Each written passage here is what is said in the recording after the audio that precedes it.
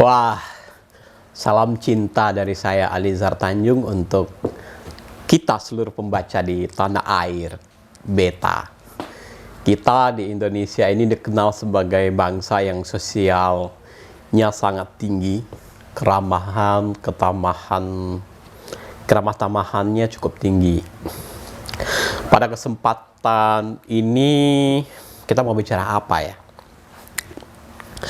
Kalau kita berbicara tentang membaca, pertanyaannya yang sering muncul itu adalah apakah minat baca kita hari ini itu turun?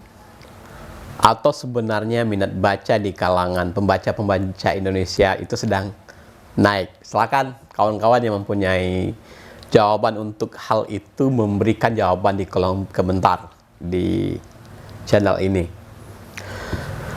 Saya sering mendapatkan pertanyaan-pertanyaan yang seperti ini, dan pertanyaan-pertanyaan ini tidak hanya datang dari bukan dari anak muda sih datang pertanyaannya, tapi datang pertanyaan ini dari orang-orang yang katakan dia sudah berumur, kemudian entah itu berada di jalur bidang dia sebagai orang yang entah di akademisi, entah itu di kearsipan atau perpustakaan, atau di kalangan sastrawan atau sesama penulis. Ada anggapan yang muncul bahwasanya bahkan itu di penelitian, tidak hanya ini ya, penelitian dari salah satu lembaga internasional mengatakan juga minat baca di Indonesia itu adalah dalam posisi menurun. Tapi apakah itu benar?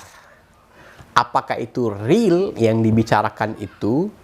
Kemudian apakah standar ukuran yang dipakai itu sudah sesuai dengan gaya anak muda atau gaya bacaan beredar hari ini, seperti itu?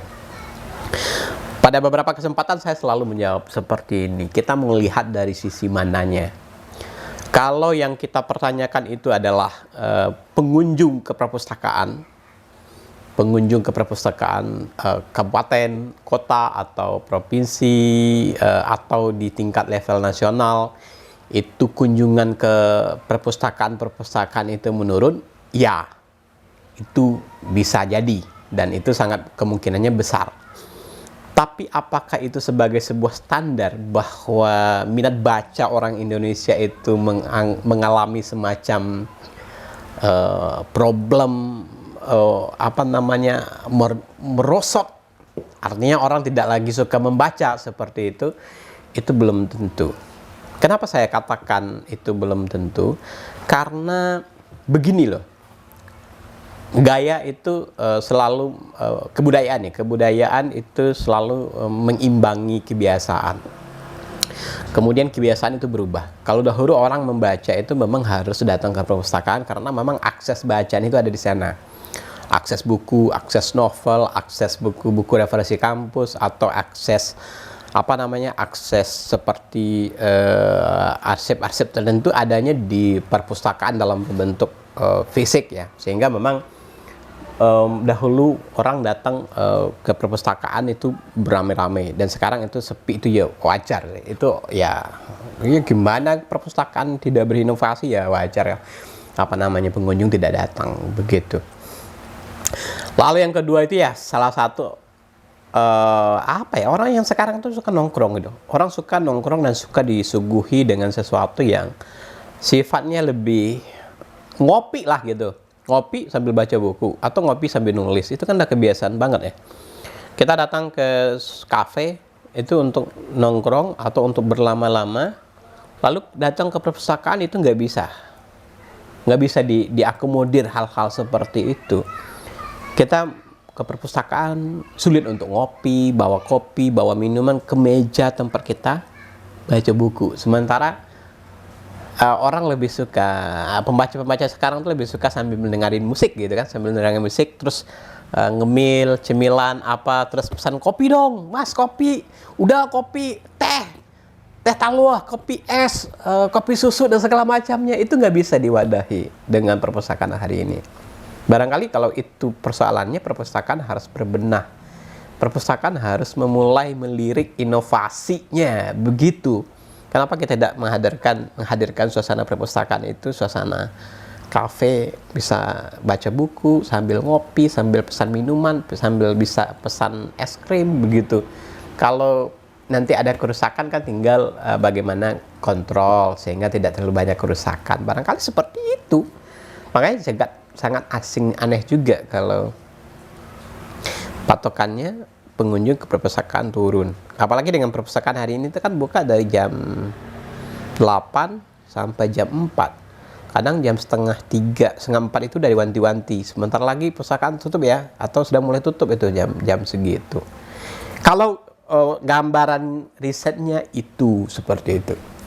Maka kita harus melihat ada tren-tren lain dalam persoalan membaca. Hari ini anak-anak muda membaca itu ya, termasuk saya sendiri, itu membaca itu atau bahkan menulis sekaligus itu sudah berbasis aplikasi, bos.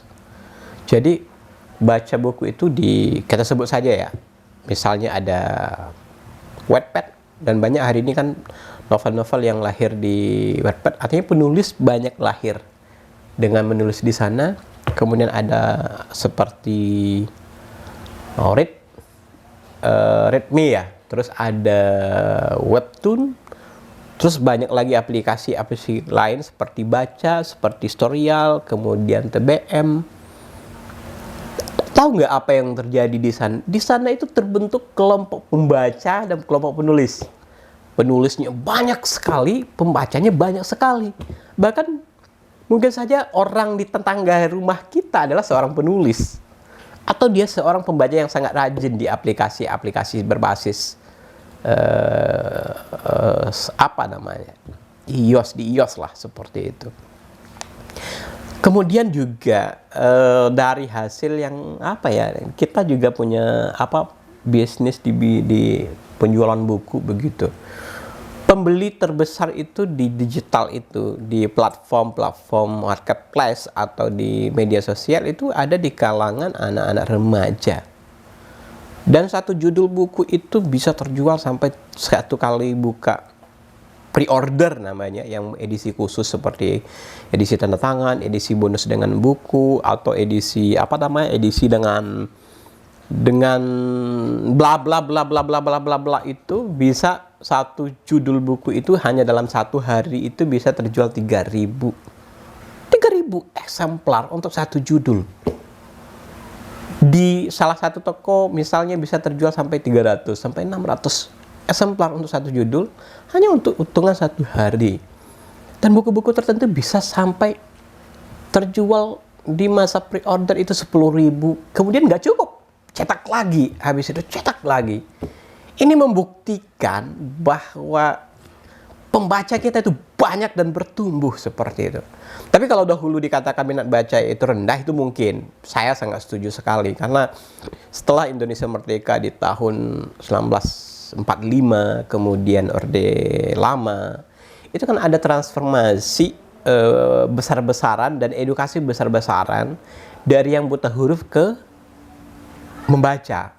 Waktu itu ya penyelamatan lah, bagaimana memberantas buta huruf, yaitu ya normal. Kalau di saat itu dikatakan minat baca rendah, itu wajar.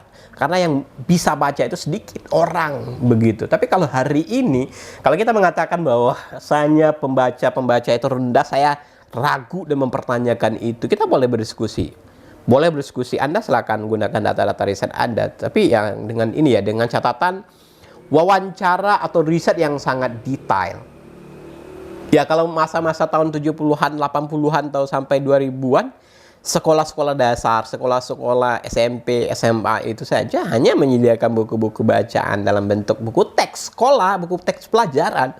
Jadi nggak tahu apa yang mau dibaca. Tapi kalau hari ini, saya melihat bahwasanya kalau nggak ada perpustakaan buku-buku yang diinginkan, mereka cari di online, di marketplace, di media sosial. Dan hari ini, kalau kita berbicara tentang toko buku, oke, kalau patokannya itu adalah, anggap patokannya itu toko buku banyak yang tutup.